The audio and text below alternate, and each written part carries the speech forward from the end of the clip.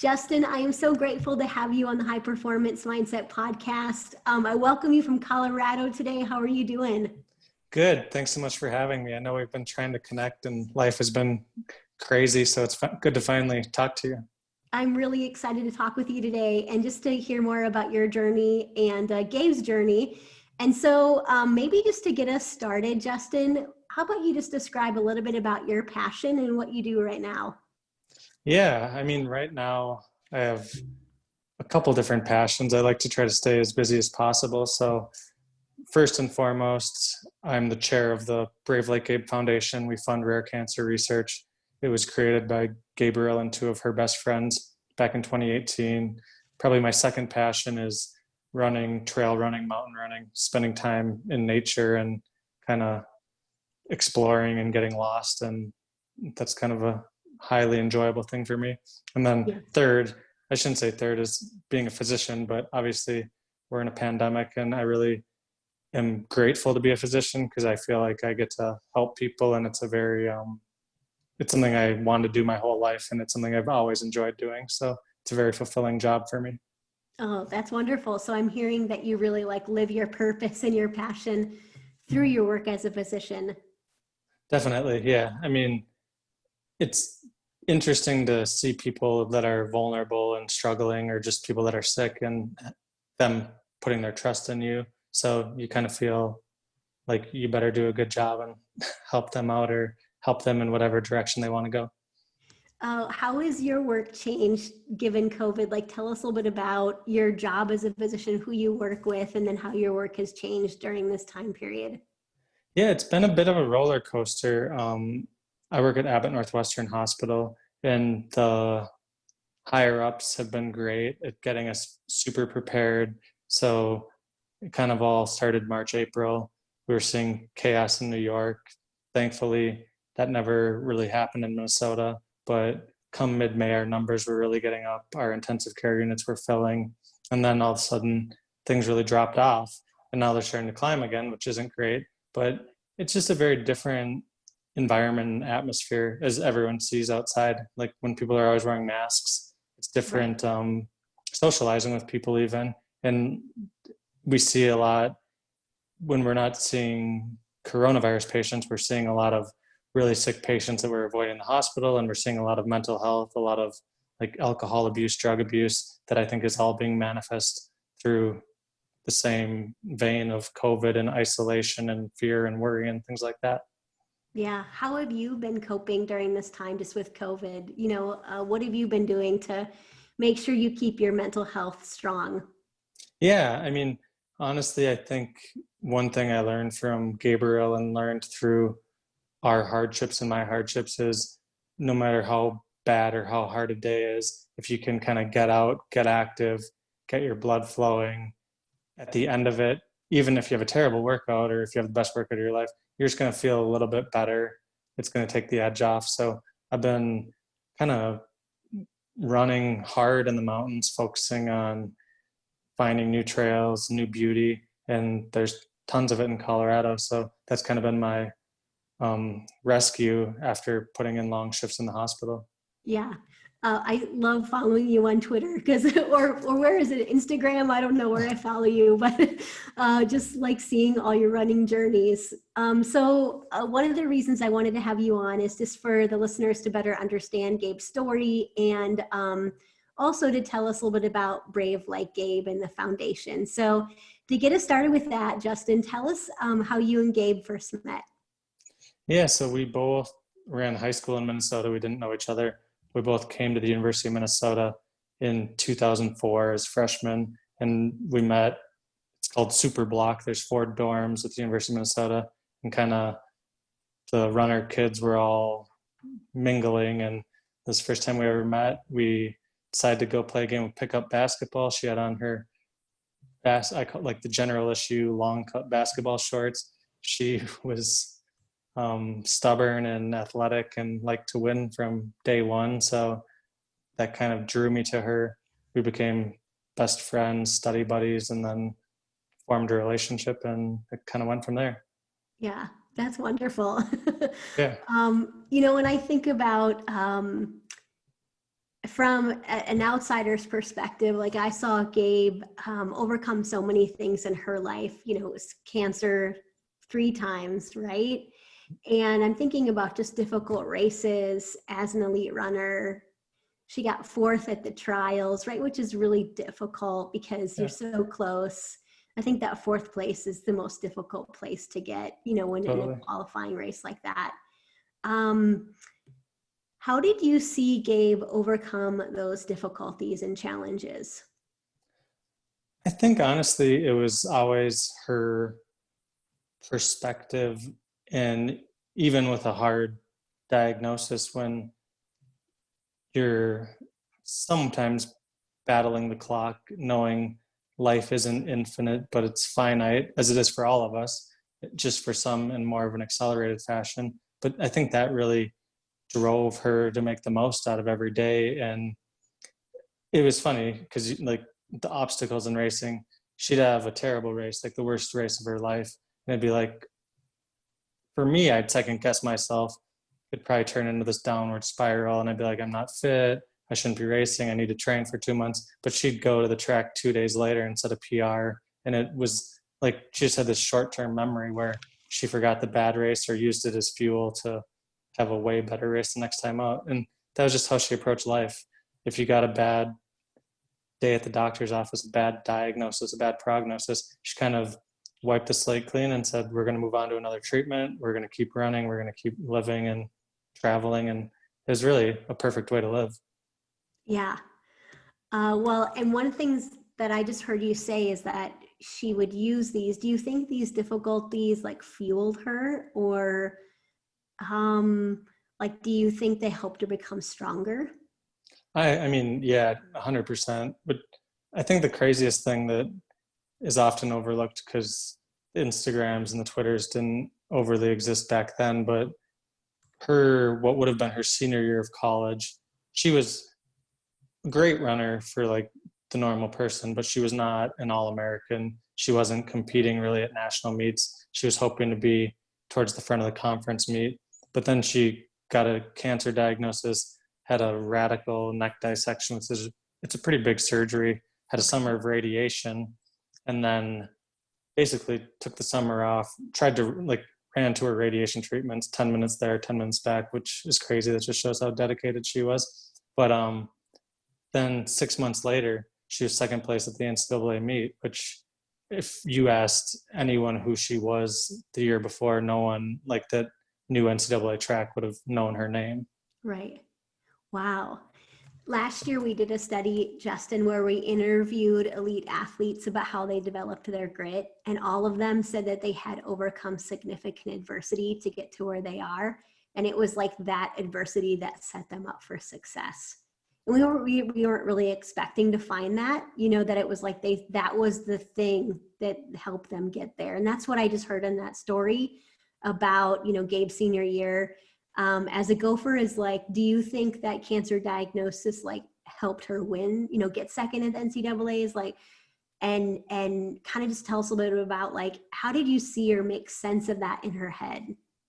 Yeah, so I think ultimately the years leading in, I mean, not that one of the million reasons I liked her was because I saw all this raw talent. I saw this woman who had more speed than any woman I'd ever seen. She was tough.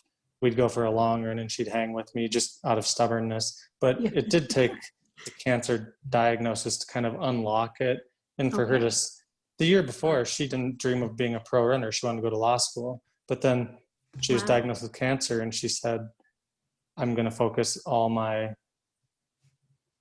energy on running. And that's kind of what she did. And she always had the talent, but yeah, just to unlock kind of the grittiness and the self-confidence and just knowing the urgency she all of a sudden had kind of changed her as an athlete big time. Yeah.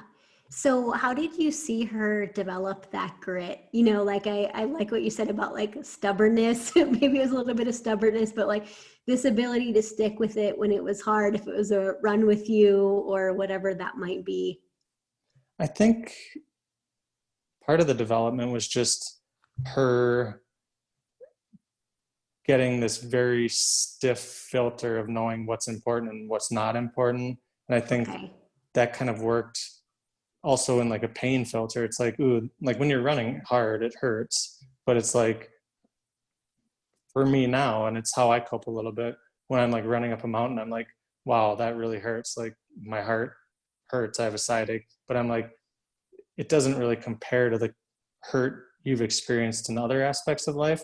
Hmm. And just to be able to control that hurt and even like dive into that hurt a little bit is almost enjoyable, just because it's so different. And I think that's a lot of what she did. She'd experienced a lot of pain. We experienced a lot of pain together. The day she was diagnosed, it's a day you never forget. And then you Google it and you don't read what you want to read, and it takes your breath away. So I think just knowing that the pain in her training and running is going to be transient, and when you finish, it's going to feel a lot better. I think that was kind of her gritty perspective. Yeah. And so do you mean like the physical pain that we all experience when we're running and really pushing ourselves, like that helped her, like embracing that pain is maybe a little bit different than the emotional pain of a cancer diagnosis? Yeah, because and it's Yeah. so controllable. Not that you're going to stop mid race, but you're like, for her, she's running Mhm. 1500, and it's like Yeah. I have 4 minutes and 5 seconds of this pain, Yeah. whereas emotional pain can last and linger, but you forget about all that emotional pain while you're out there, which is great. Yeah. Yeah. Definitely why exercise can help you kind of deal with this difficulties you're going through. Totally. Yeah.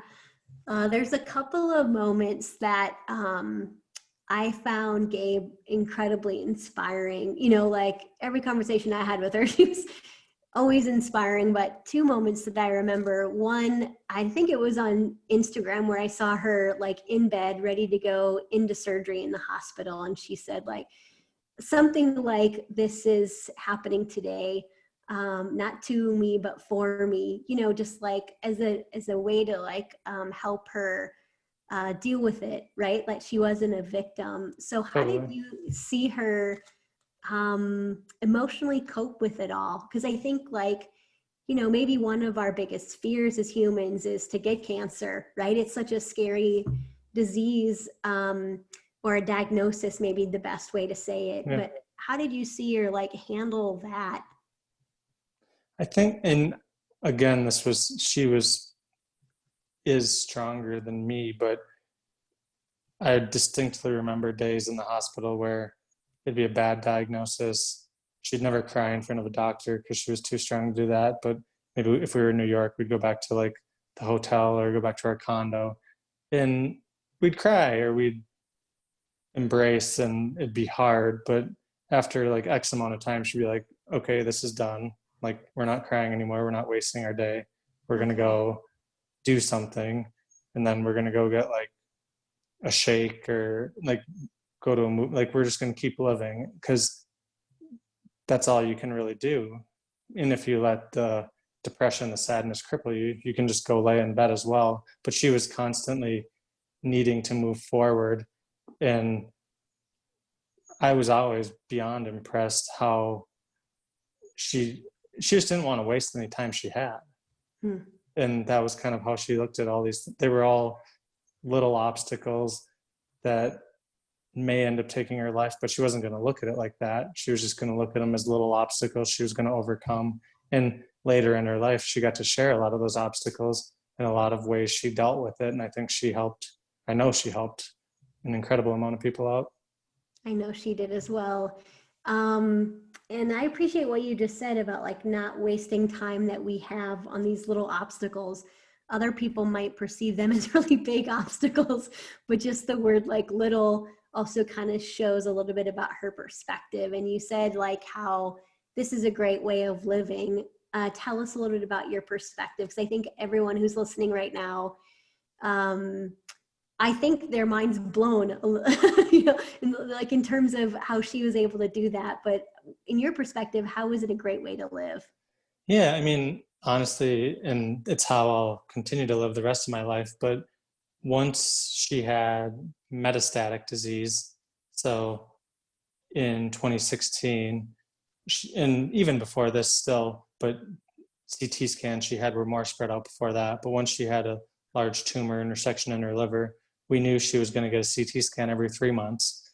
And it might be neutral news, it might be good news, it might be bad news, but we knew every time we'd have another 3 months. And up until the day she passed away, we still had our next 3 months planned. We had concert tickets bought, we had flights bought, and we always were setting up things that were going to fill our 3 months with a ton of happiness and a ton of exploring and joy and running. And it didn't, we never looked a year into the future. It was always just 3 months. And it was a perfect way to live.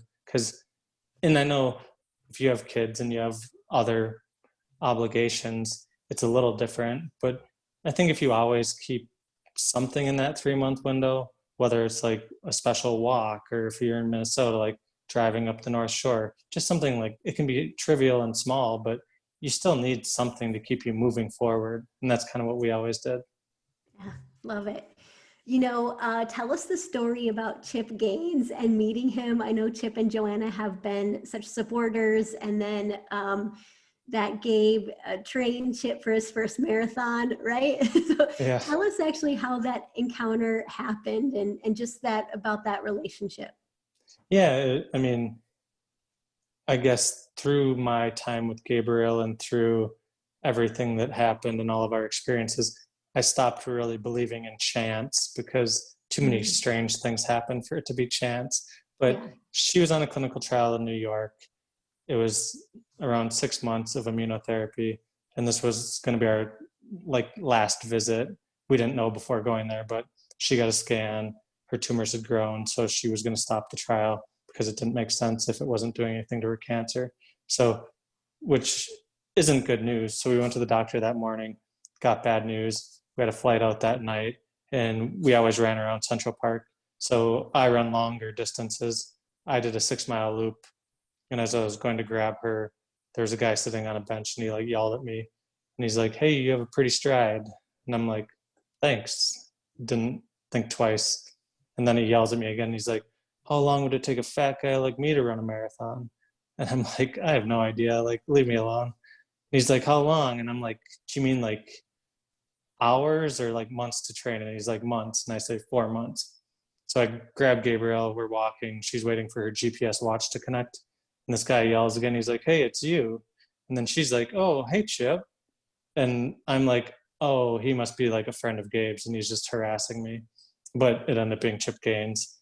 Oh And my gosh, you have to be kidding me. yeah.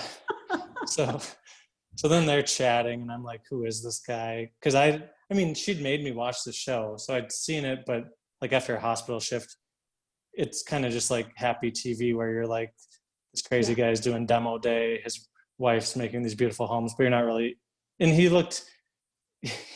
had long hair. He didn't look like they had just stopped Fixer Upper, and he was looking for his next adventure in life. And then they're all of a sudden chatting about running for a half hour. And he's like, "I want to run a marathon." And she's like, "Oh, I'd love to give you advice." And we snapped a picture. He took her number. And then she just did a short loop because they talked so long. So she had to get back and shower for our flight. But she took her shirt off in the meantime and came back through the same spot. And she had that big scar on her abdomen. And he's like, "Oh my gosh, that's an amazing scar. I want to hear that story." So she tagged him on Instagram. He read all about her, reached out a month later, and he's like, "You're coaching me to run a marathon, and I'm going to put on a marathon in Waco, Texas. And I want all the money we raise to go to whatever you want it to." Amazing. Yeah. And So I then, knew that it was a chance encounter, but I didn't really know how that actually happened. And there's no way that was chance. yeah, it was, and he's been an incredible, he and Joanna, their whole family have been incredible ever since. They came and visited her in the hospital. We had just moved before she went to the hospital, and he's like, "Can I do anything while we're in Minneapolis?" And I jokingly said, "You can help decorate our condo," and because I didn't have time to hang stuff, put furniture together. It was in boxes, and got home from the hospital to go for a quick run, and it was finished beautifully. So they're really good people, and they've raised hundreds of thousands of dollars for the foundation through their marathon, and through his own giving. Yeah, that's amazing. I remember seeing this picture in your living room. That is there like a sign that says like a something like there are two ways to live your life. One is Yeah, though, yeah. So I actually my husband and I bought a new home last year, and I bought that magnolia sign for our living room. So I have some angel wings right next to it. I that's think awesome. it's That's so a great sign. Yeah, that's Gabe's presence in my home. These little angel I, wings. I love it. Yeah. How cool is that? And so what was that experience like in terms of at the marathon when Gabe, and I saw you were both running with Chip. What was that like? Yeah, so I mean, they put on a world-class event and they continue to. It got canceled this year due to COVID, which is understandable. But essentially, I ran the marathon, Gabe ran the 5K, and then they called, and Chip was at like 20 miles, and he was struggling a little bit. I mean, Yeah. it was hot. He had a tool belt on, so, but we met up with them, and then Gabe started running with him, and he didn't walk once the last 6 miles while Gabriel was running with him, which was pretty impressive to see. He just kept cruising along, and his lifetime goal or bucket list goal of running a marathon was finished, and he was very grateful for the coaching and advice, and it was just a perfect day, really. Yeah, a beautiful day of two people working together to accomplish something like so beautiful. Yeah. Yeah. Another time that Gabe really inspired me was her last race as a pro athlete when at the end, and remind me if it was a 1500, is that Yeah, right? 1500. Yeah. Where all the runners came around and supported her. So Mm-hmm. tell us about that event just from your perspective on what that was like for her to run her final race, even though she was going through chemotherapy and, it wasn't easy. And then what was that like Yeah. at the end to see so much support?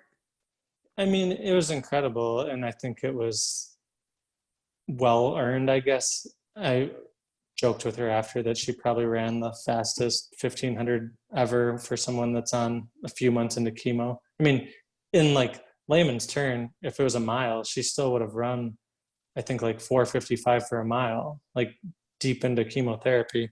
But when she started chemo, she really wanted that season. She really wanted to compete. And then she even told me, like, it's embarrassing, like I would beat these people easily, and now I can't even like stay with them for 2 laps. But she thought it was so much more important to be that like symbol of someone who's struggling and someone who's going through hardship and chemotherapy and multiple cancer diagnoses. And the applause and warm welcome she got, I think, were amazing. But I think they were also well earned by her. Just to I mean, she hated to lose. That, like, the grit part. Yeah. Gary Wilson, her old coach, he would describe her as someone that hates to lose more than she loves to win, and like Mhm. that's how you really find a winner. Yeah. But I think so. It killed her to do it and to lose to all those people, but it was so much more important than any of the other races really she'd run. And I think that points to just like that she did something to serve other people, that it wasn't really about her running that race, like the individual accolades or the time that she'd run or the place, right? It was more about being the symbol of that you could still follow your dreams with this cancer diagnosis, right? Or that you could do Totally. hard things even in chemo. Yeah. And so one thing that I saw, like she just like lived her life for other people towards the end, like more so. I don't know if Yeah. that's an accurate observation that you saw too, but she was just such a I don't know what word to use, but I'm going to say is, Yeah. just like the way that she was so vulnerable posting and just the way that she connected and inspired other people. What did you see as her husband, towards the end of her life? And is it accurate to say that she lived for other people? Totally. Yeah. I mean, it's interesting because it's kind of a 180.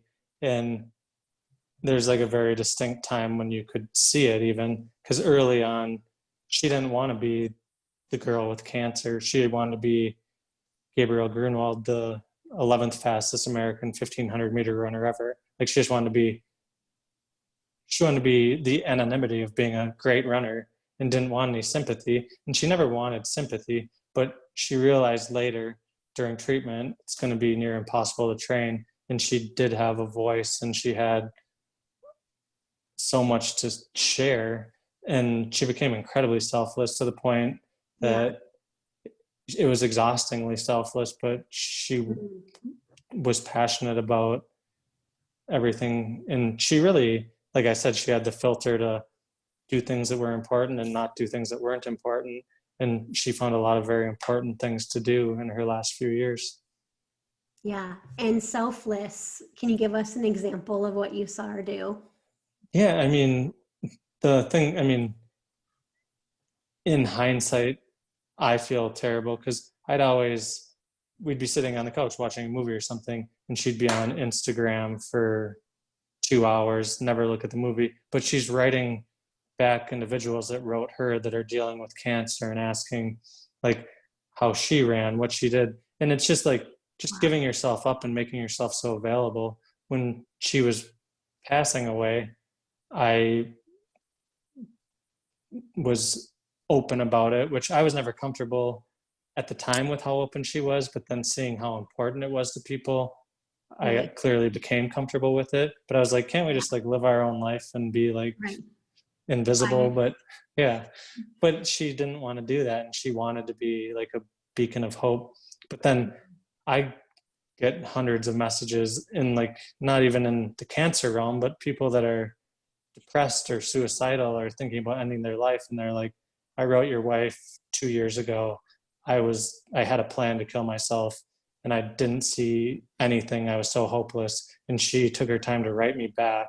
And really, the next day I took up walking and then running, and I just completed my first marathon, and I am not on like antidepressants anymore, and I'm so happy. So, and she had like so many messages like that that it just blew me away. Wow. I think that's a true like definition of the word selfless, right? And Yeah. I mean, at least what I saw is, I think because she was so vulnerable, it allowed other people to connect with her, and that she was this beacon of hope. Um, so what do you think is the biggest lesson you've learned from Gabe? I mean, it's one of her quotes that will always, every time life gets hard, it comes to the front of my mind. But it's just, in life, we're all going to struggle. And it is a struggle, especially in pandemic times, in like with racial injustice, with all these horrible things. Um, so what she said is, it's okay to struggle. It's not okay to give up. And I think even at the end of life, she wasn't struggling anymore, but she never gave up, and she continued to spread hope. And now, although she's not like here on earth, she continues to, and she has this great foundation, and she still has this huge presence in the world. So just in sometimes enjoying the struggle, because the struggle makes, like, it's peaks and valleys, and sometimes the struggle makes the good times that much better. Mm-hmm. Oh, so as I hear you, right, I think about what it was like for you and what it's still like for you just through this grieving process of losing Gabe. So give us a little insight on, what strategies did you use while she was alive to be able just to cope with all of her diagnoses and then all the things that were happening? Yeah, I mean, my honest biggest strategy when she was alive was her and her ability to kind of pull us out of a rut, no matter how dire the situation was. She'd say, hey, like, we can't both cry. We can't stay in bed all day. Like, we're going running. Like, we're going to go do stuff.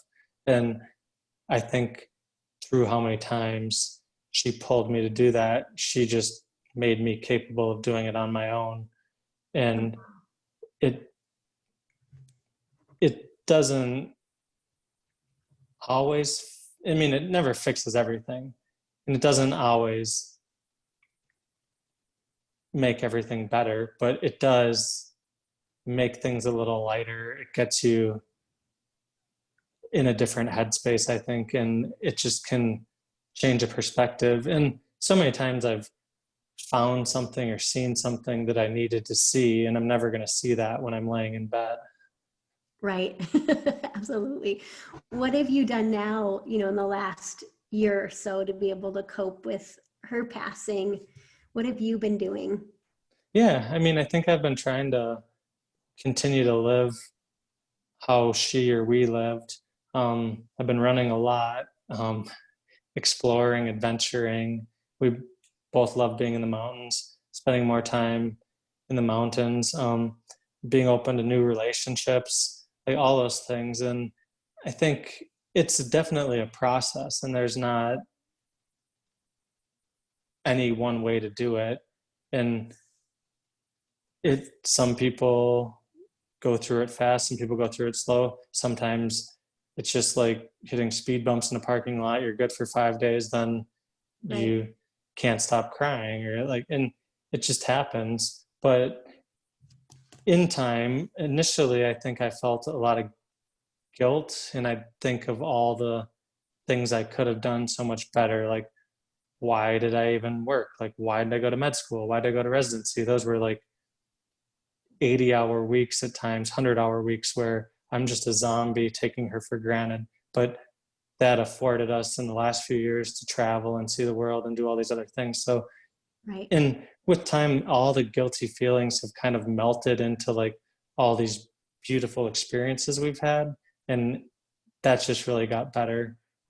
So I think if people can just be patient, and it's a process, and there's no book that says how it goes, but it does get better. Like, you never stop missing that person. But for me, I see so many like happy images now, and that I just cry less because I have so many great memories, and I'm like, wow, like that was the best life. Yeah.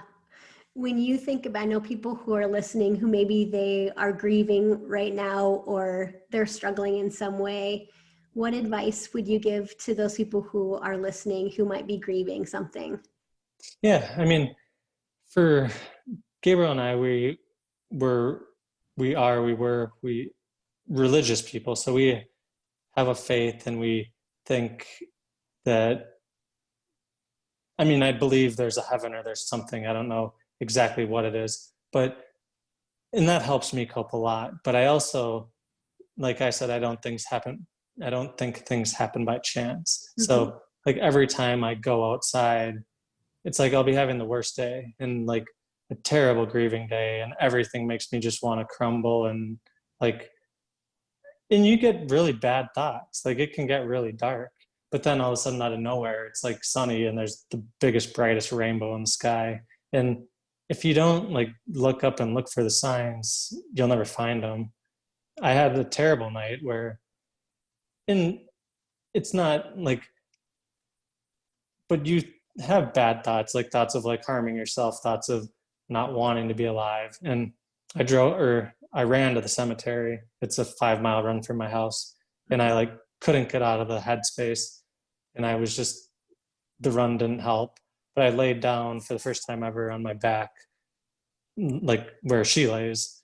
And I looked up at the sky, and I'm like, I just need something. And all of a sudden, she's buried very close to Minneapolis. So there's tons of light pollution. But the biggest shooting star I've ever seen in my life, just like, it literally was like a rocket shooting across the sky. And then I was like, okay, I can take a deep breath. Like, I feel better. So and it's just weird because I've never, like, it's not like I've asked for that ever before. It was just like a one and done thing. That's such a beautiful story. And I think that gives us hope, right? That people are watching down. I have felt a couple of times, I think Gabe's watching us somewhere, like Totally. on this conversation, and grateful that we're having this conversation that other people can listen to. Yeah, me too. Mm-hmm.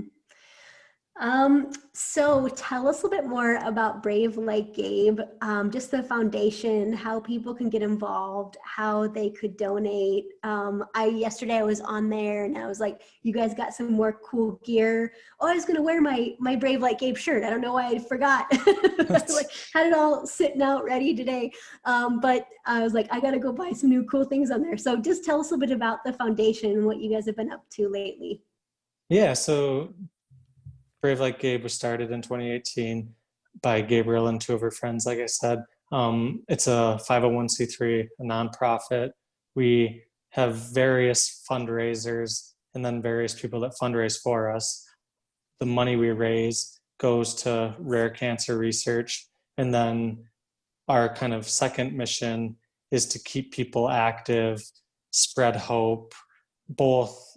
So we fund rare cancer research, but we want to keep all people active. We want to keep people that are diagnosed with cancer, people that are depressed, have anxiety, PTSD, substance abuse. Like activity helps all those things immensely. And so that's kind of that's my top bullet point. And then all the money we raise for rare cancer is like icing on the cake or whatever.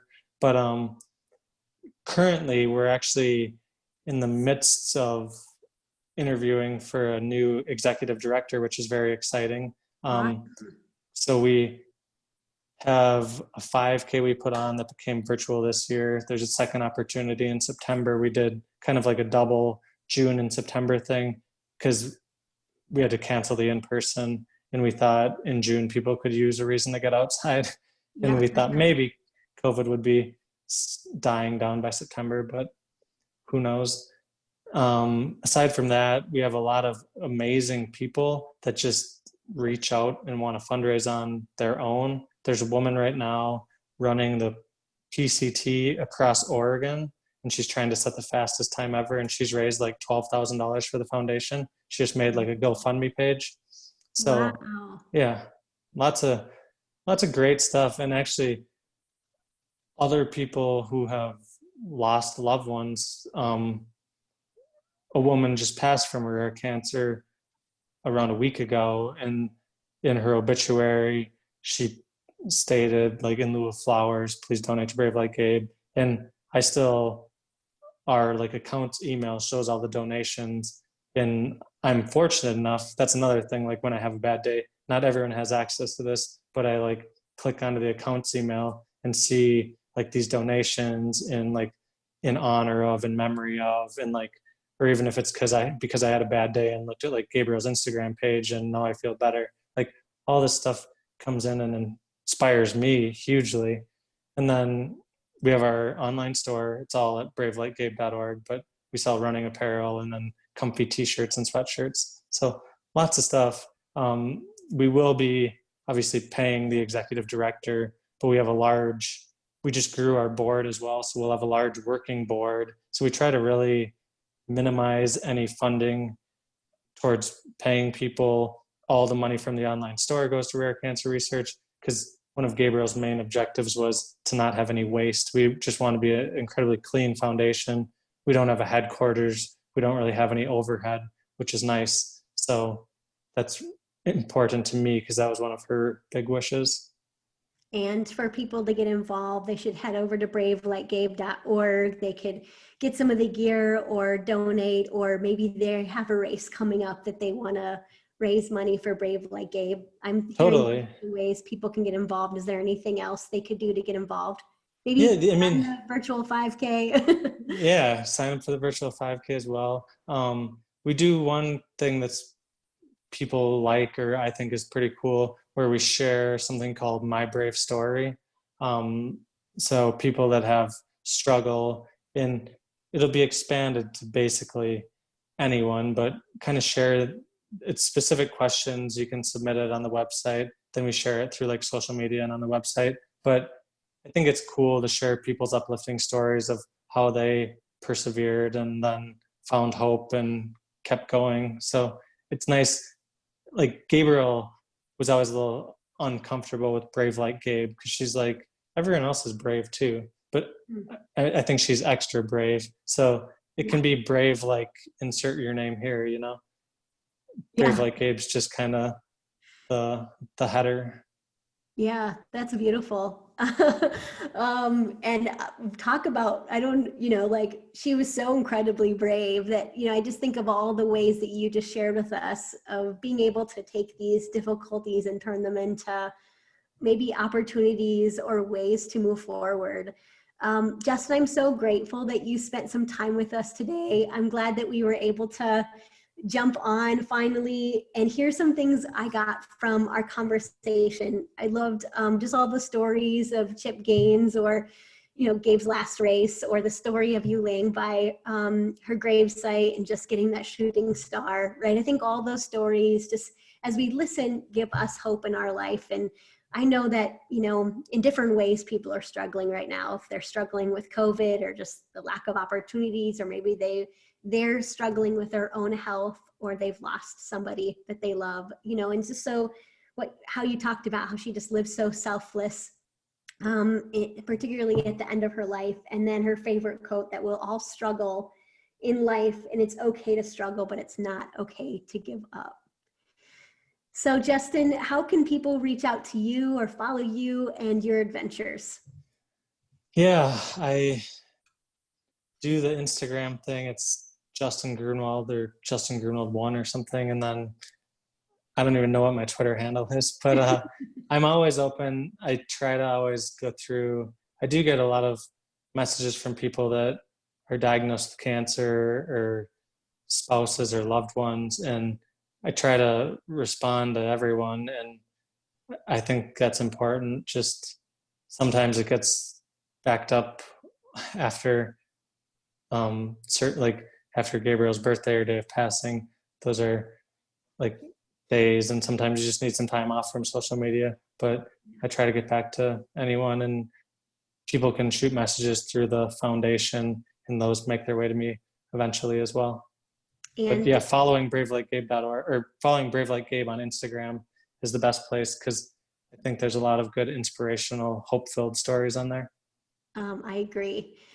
Justin, any final thoughts or advice that you'd give people who are listening? I think just realizing we're all going to have bad days, but there's a tomorrow, and if it was a bad day today, it's likely going to be better tomorrow. And I'm grateful for your time. It was great to connect and chat, and nice to see you. It was nice to see you. Thank you, Justin. I'm so grateful for your time today.